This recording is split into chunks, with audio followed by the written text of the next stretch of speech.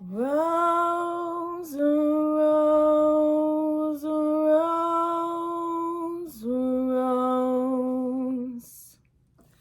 Will I ever see thee when I will marry at thy will, Sir? And thy will.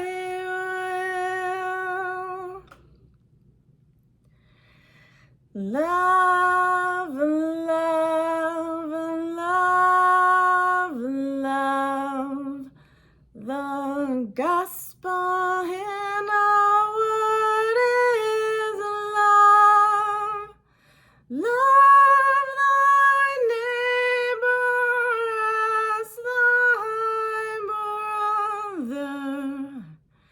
Love, love, love, yeah. The people we are made of love.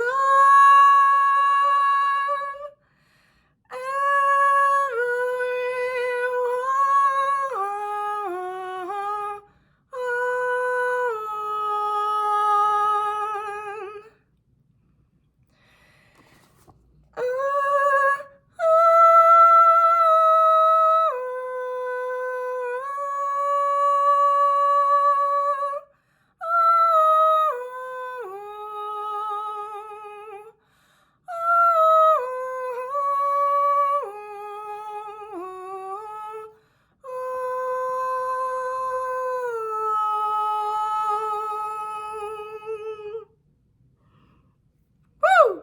I don't really ever sing in front of anybody, so thank you for your patience. I know some of it was out of tune, and it always sounds better when I'm alone and not worried about what other people think. Can you guess what today's plant is? Yep, you guessed it. The one and only rose. By any other name would smell as sweet. One of my favorite plants in the world. Probably if I had to choose a plant that I love more than cannabis, it would be roses. I just adore roses. I don't know why. Rosa was one of my grandmother's names, and they always have spoken to me in their form, in their scent, and just their beauty and their essence, no matter the color, really. And there are over 150 different types of roses in the world. I'm thinking of like a rose aficionada. I'm sure there are those that exist, and I know there are some phenomenal rose gardens both in San Francisco and in England, and I'm sure throughout other places in the world. I know that roses are associated throughout many cultures with the goddess Venus, Aphrodite, as well as with Mary Magdalene and even Mother Mary. And there are many stories of Mary being seen with roses, bringing roses, carrying roses in the rose garden.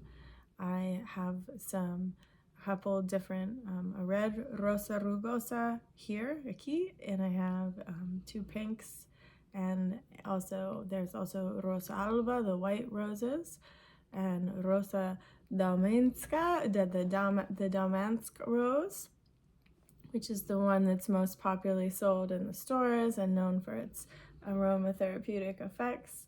I also have a climbing rose outside Above and Beyond. It's like a peach and yellow color.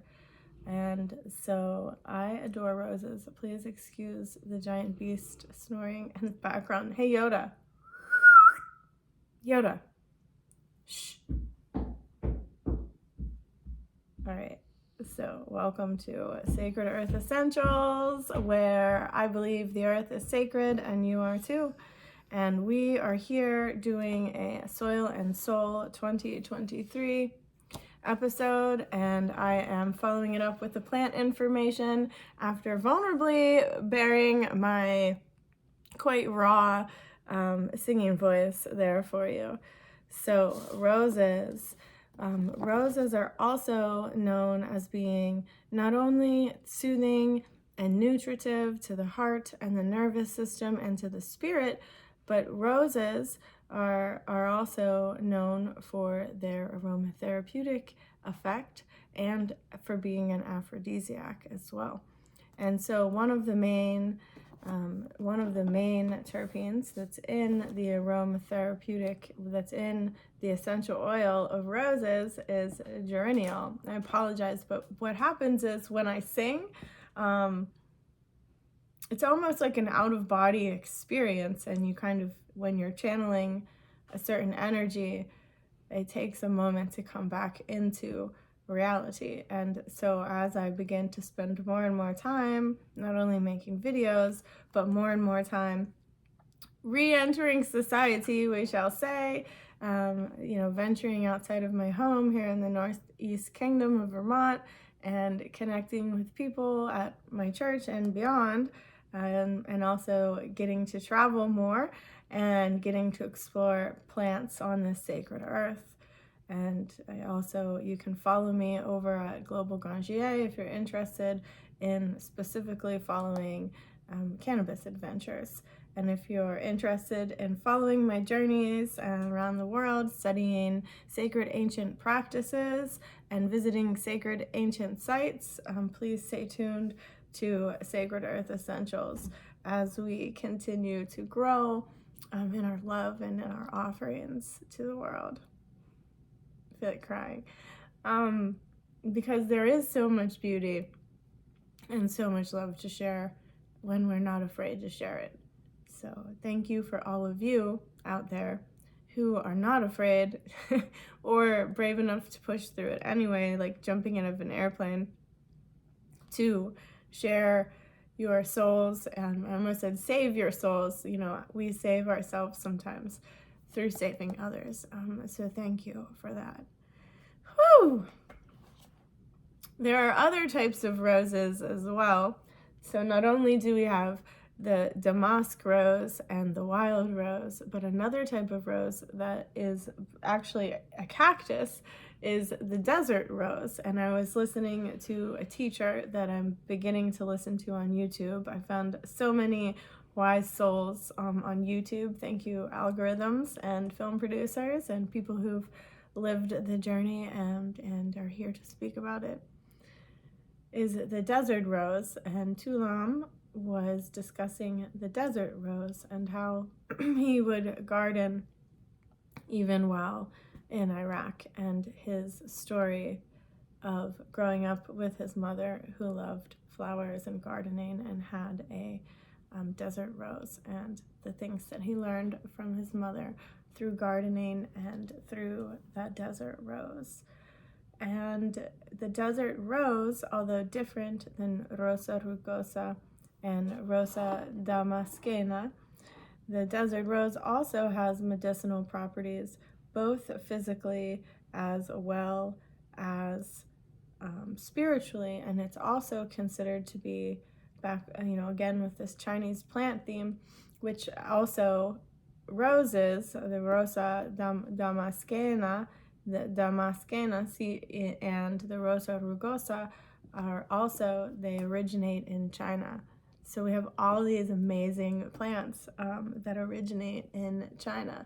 And I really feel like, I know growing up, going to public school in the United States, we did not have a strong Asian studies class or program. And I think that it's essential that we begin to teach people more of the ancient roots of civilization going back into China and not just, stopping in England at a certain era. And so one of the things that the essence of rose is good for is for unconditional love, for opening the heart, for healing from different types of trauma. It helps to promote empathy and, you know, compassion, whether as a parent, a coworker, a friend, a neighbor, a stranger. Rose tends to immediately soothe people when they smell it. And then also wanting to add that the desert rose is believed to bring good luck in the Chinese New Year, wealth and prosperity. And so it represents fertility and abundance. I apologize, but I cannot pronounce it in Chinese. And then there's also the desert rose essence that comes from Australia, which is known for helping one to relieve sexual guilt and shame. And so there's all these different really powerful properties that we can get from plants that we don't always get to find out from our regular primary care providers. And the desert rose, it doesn't look like the damask rose or the wild rose. It is a cactus with a large bulb on the bottom, and then out of the tops of the cactus grow the bright pink colored flowers. They're more like that color. And so it actually can be used for treating wounds and treating the soles of feet and taking care of skin, relieving pain, including toothaches and ulcers. And its Latin name is Adenium. So that is a little bit more about the desert rose. It is Adenium. There is a second word to that, obesum, Adenium obesum. So that would be the desert rose. So please, I will go ahead and I will share the video from the other day that he put out. I think it was a very heart-warming, uplifting, and encouraging video. So thank you for that. And if I share it, other people can watch it, and you can be introduced to the amazing teachings, not only of Tu-Lam, but of the Mulligan brothers, who are this amazing family of social media, film producers, you know, creative masterminds here, sharing with the world the treasury of love and wisdom that exists, that the world needs now. Mwah! So thank you guys for that. Let's see, I have one of my essential oils here.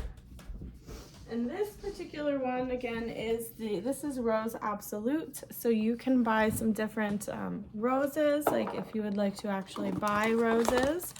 These are some old ones I have. This is a rose oil I'm making that's been soaking in the sun and the moonlight for quite some time, made with pink roses. I never used to like pink growing up. I thought it was a girly color, and girls in my family I got the message that women were less than, that females were not as special, strong, abundant, as important. Women were not as valuable as men. And so I learned this message early on, that to be a woman meant to be less than, and to be a woman meant to be the property of someone else, and to be a woman meant that you had to endure abuse, and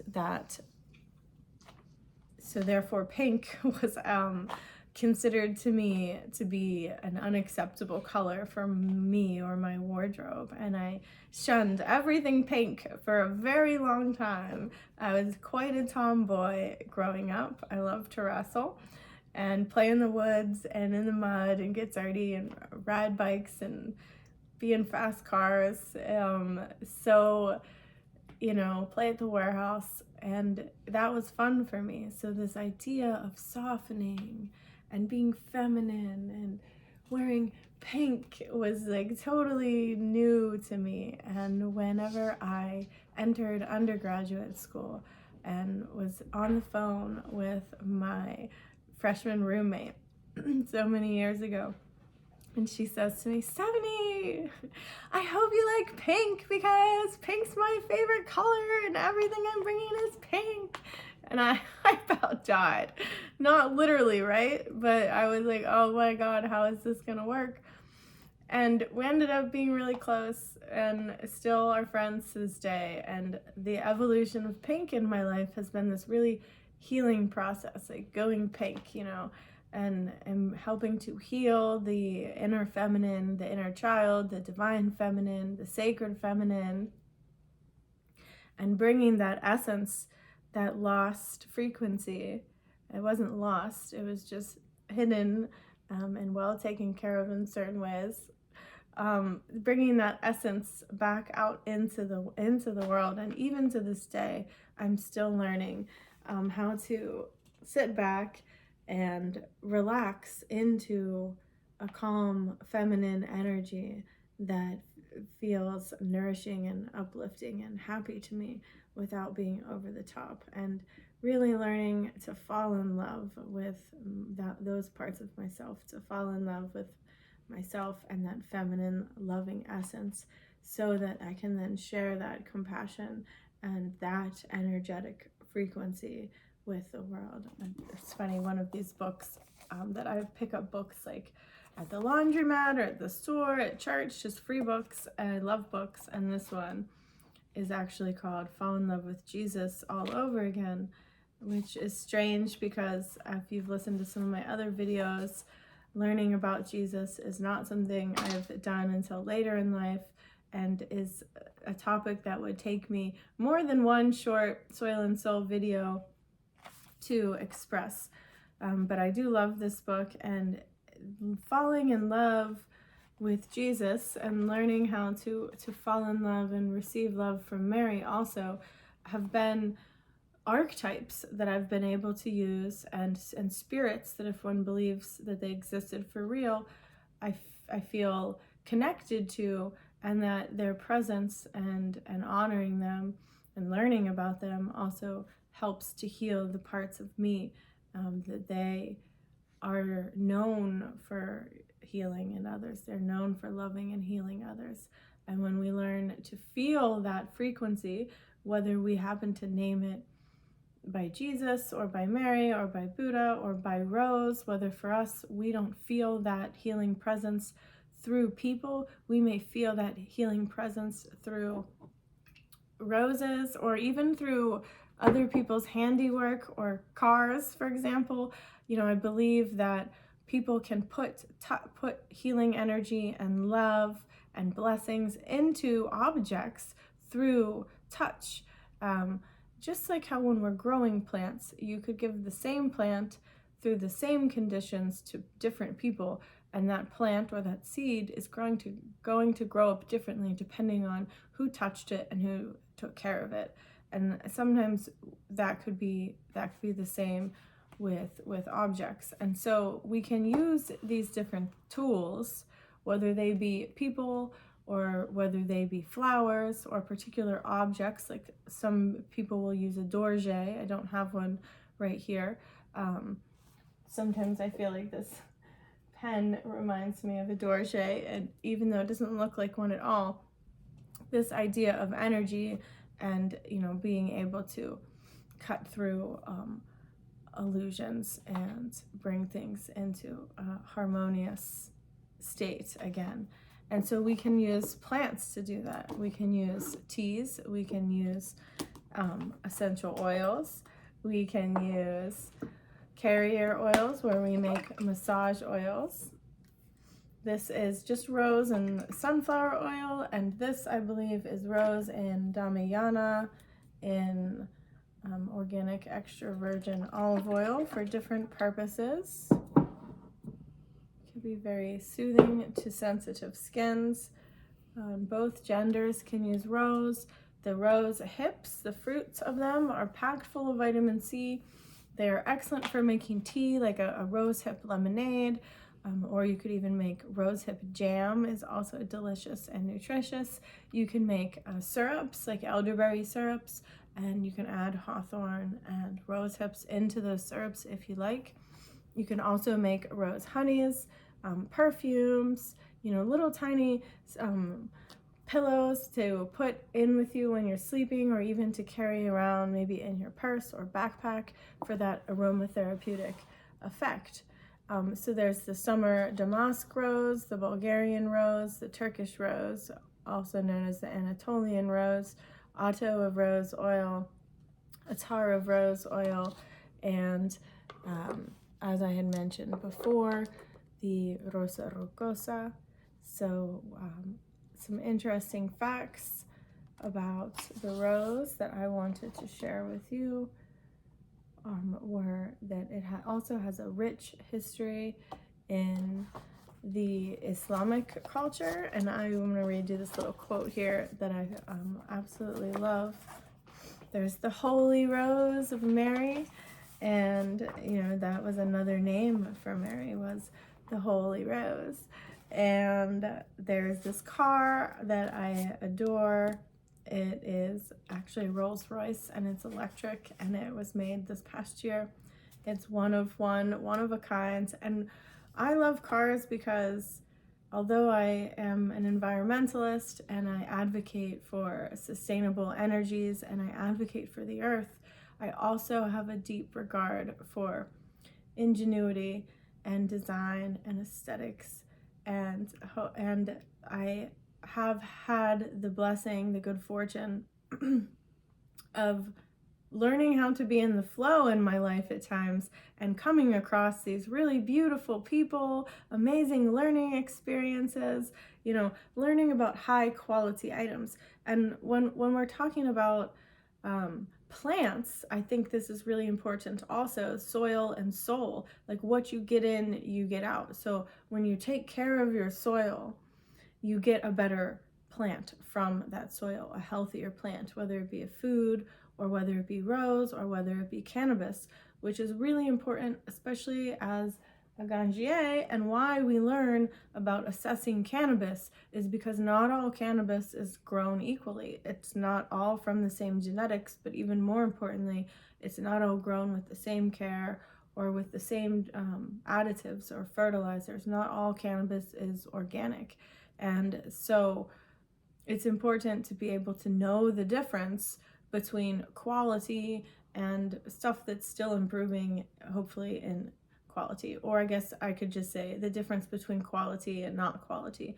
And when we're harvesting, growing herbs or fruits of any kind, or even going to the grocery store, how many of you had a mom or parent figure who would pick up the cantaloupe to make sure that it's, the right ripeness? And so that's what we're doing, is we're assessing quality. We're assessing quality of herbs. We're assessing quality of how things affect us. Like if rose is something that works for you, for example, we're assessing quality of soil and cannabis. And then we're also assessing the quality of our own souls, of our own bodies, of our own daily practices, which is where I know I need to improve a whole lot in my daily routine and my discipline with myself, and pushing myself to go harder than I've ever gone before in life in all areas, and to not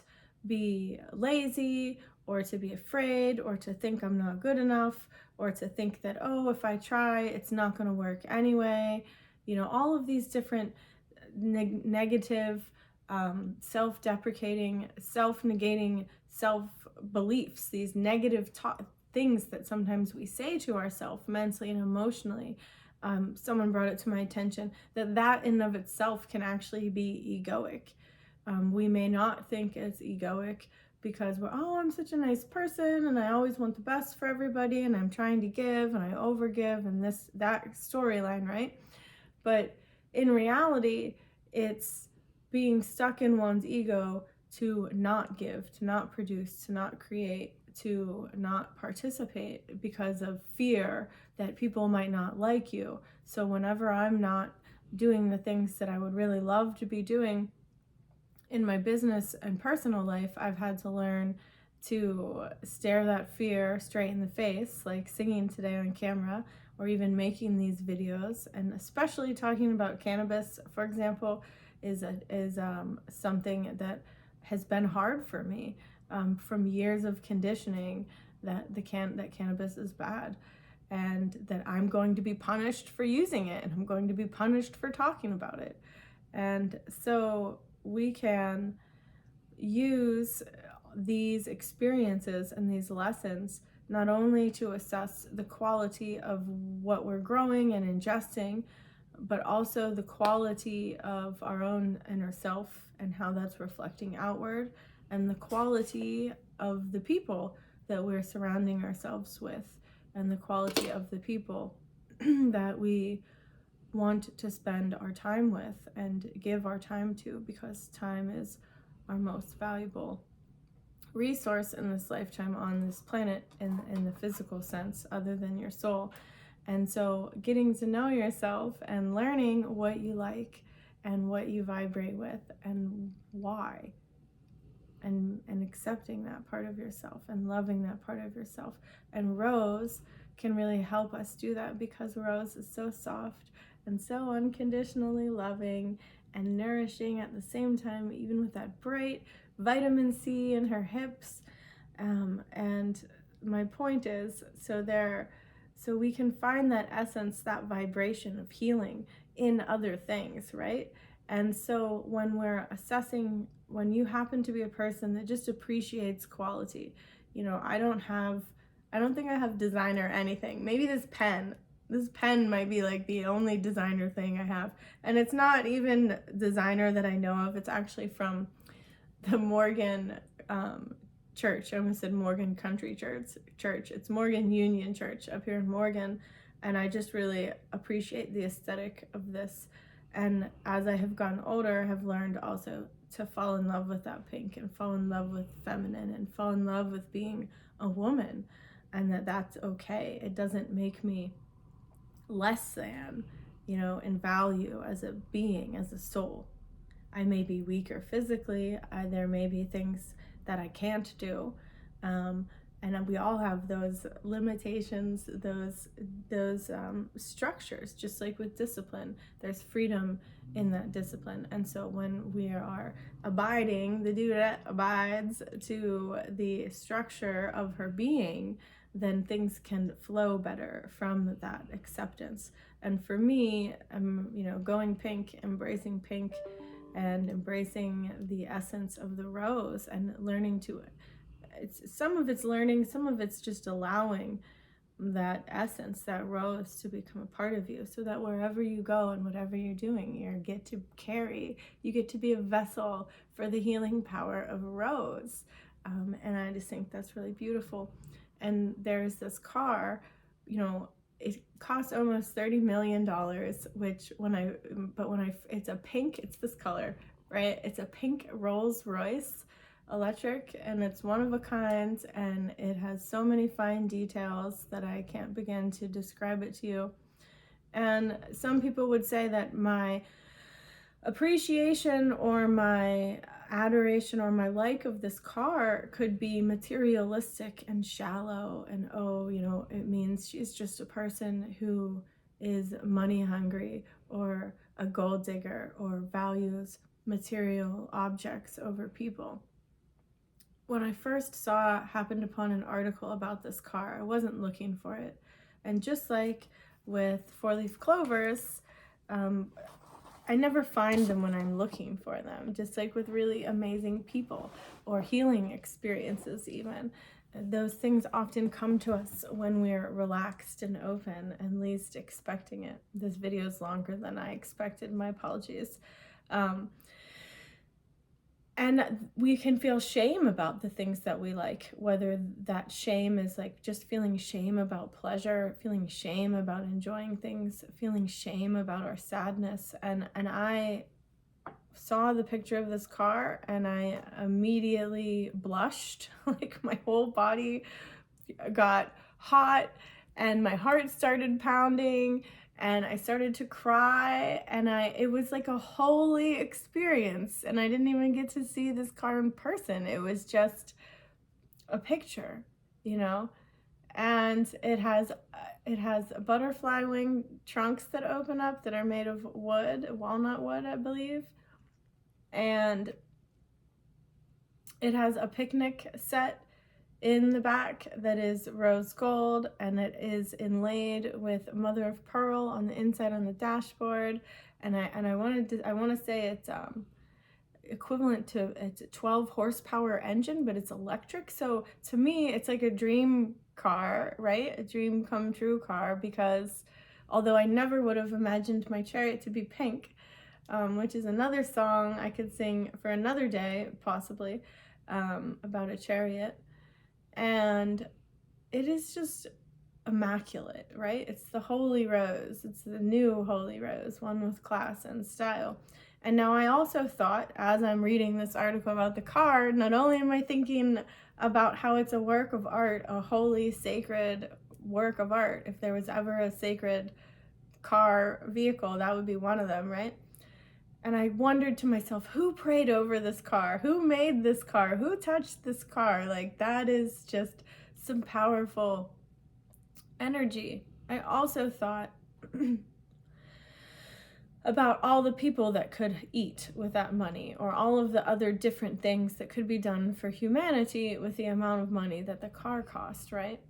And so I understand that balance between people needing to have the freedom to create and to make money and to buy the things, even high quality luxury items, you know, such as that, and recognize the freedom that people should be allowed to do those things, while also simultaneously, you know, we have to be able to see both sides of the coin, you know, the two sides of a being, you know, we all have more than what we show on the surface most of the time. And it is what's on the inside that counts, which was my other thought, was like, what's on the inside of that car? Because they didn't show too many pictures of the interior. But I love cars because I grew up in a car family. Lingenfelter, my Uncle John, used to build high performance engines, and unfortunately, you know, God rest his soul, may he rest in peace, he is no longer with us. He passed away 2 years after my dad passed away when I was 16, and that was like adding trauma on top of trauma, because we loved John. Everybody loved Uncle John, right? It's like walk in the room and that smile, just everybody loved, as far as I know. Maybe not everybody loved him. I loved him, and I loved my dad, and they were our rocks and the glue, right? And so after they passed away, it felt like we lost contact with all of the family and the family friends. And so anyways, I'm rambling and telling too much. So I just have a strong affinity for cars, and I happen to love this car. And this car happens to remind me of the Holy Rose and what they said in the 14th century. One of the quotes I have here about the rose that reminds me of this experience that I had with the car is, it's an experience you can have in nature. You can have this with another person. You can have this experience alone. The branches of the tuba tree, the tongue reciting the Quran, the roses there in paradise, their fragrance is Allah, Allah, Allah, right? So their fragrance is Allah. So the fragrance of roses is God. That fragrance of God, just like how we walk by faith and not by sight, we can walk by scent without smelling it, without actually physically smelling it. And so that sense of Allah, that sense of God, that feeling of sensation of something that is holy, that is worthy of respect and reverence.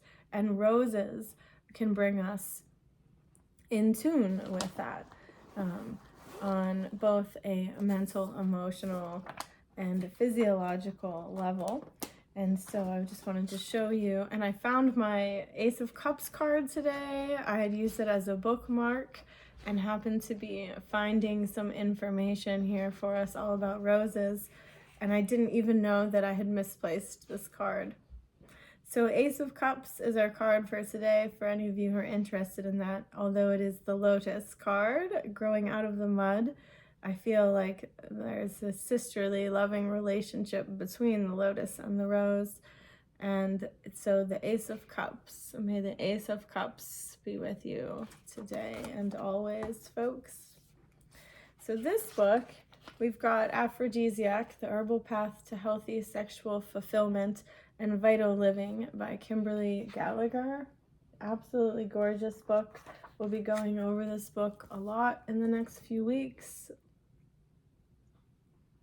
Allah, Allah.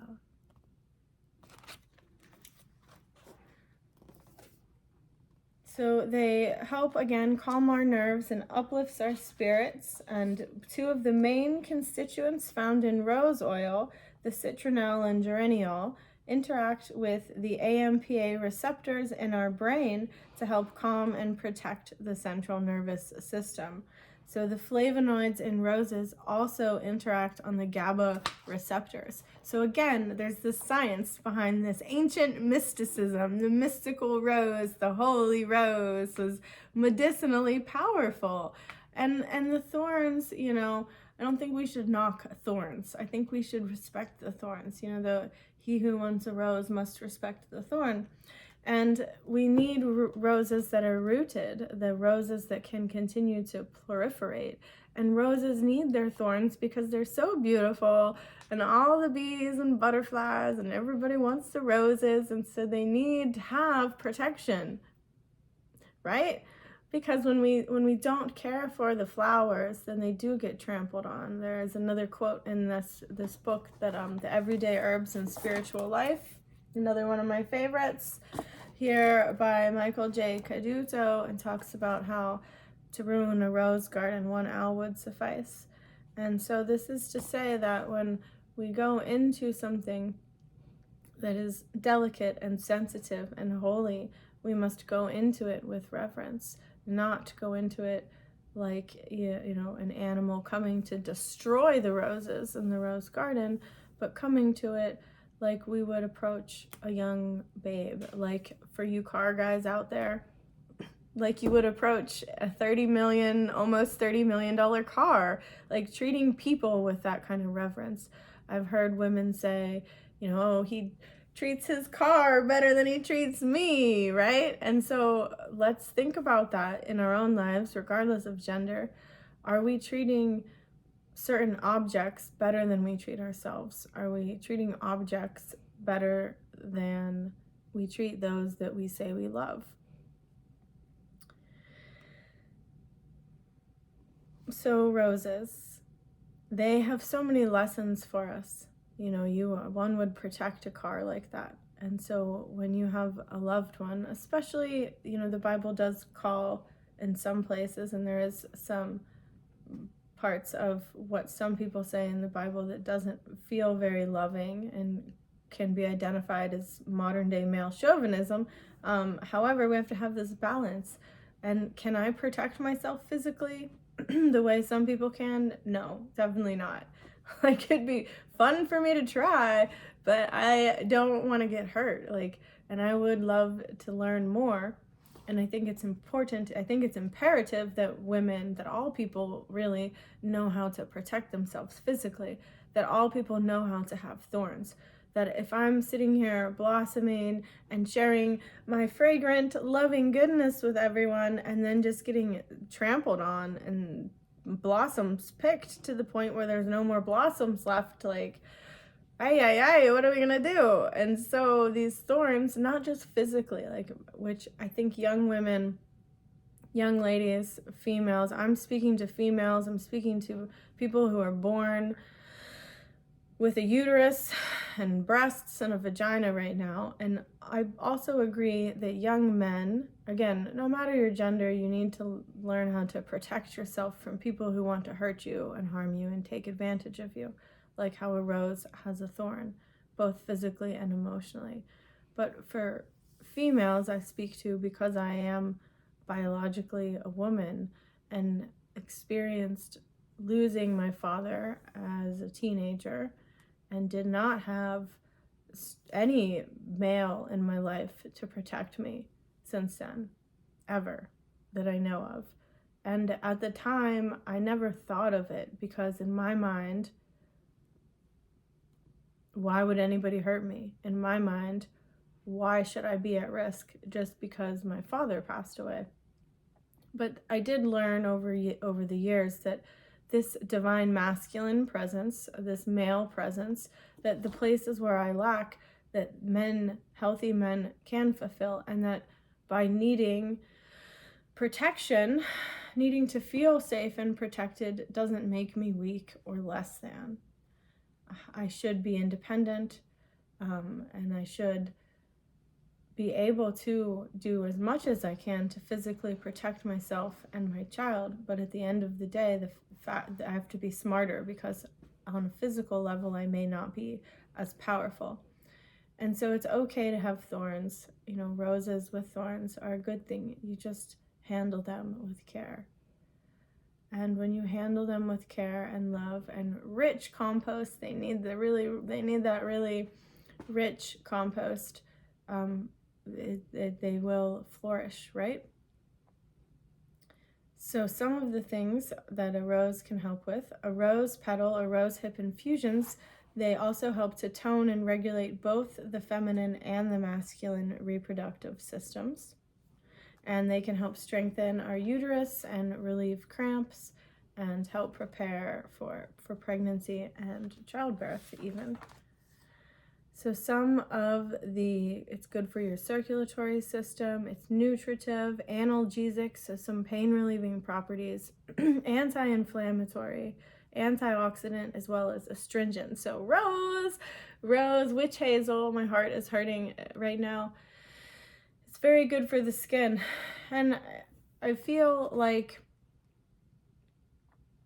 the reason I'm feeling my heart hurt right now is the conversation about losing my father at a young age and how we need to have thorns. And so we have this beautiful rose plant here that provides us with these delicate, very delicate blossoms, delicate fragrance, very soft, laying on a bed of rose petals, like these silky, smooth petals. And this loving, again, this Mother Mary, Mary Magdalene, Aphrodite, Venus. I don't know, I should know, but I don't know what Chinese goddesses are associated with roses. But I do think of Kuan Yin, although she's often more of a lotus kind of lady, offering this really unconditional love and compassion, and that we need that no matter what our gender is, and that our soil, our earth, needs that energy and that love from us. And no matter what we're working with, whether we're working with children as a teacher or a counselor, whether we're working with plants as an herb farmer, whether we are plowing the roads, or whether we are a sacred mechanic of sorts, bringing that energy into everything that we do. And that energy, that being loving and kind, does make one vulnerable. There's a reason why they say that. And so being able to be so strong that you can still be soft and vulnerable like a rose is an amazing blessing, folks. So I hope you all be at peace and grow like the rose today, blossoming and sharing your beautiful blessings with the world this new year. And always, the earth is sacred. You are too. Mwah. Bye.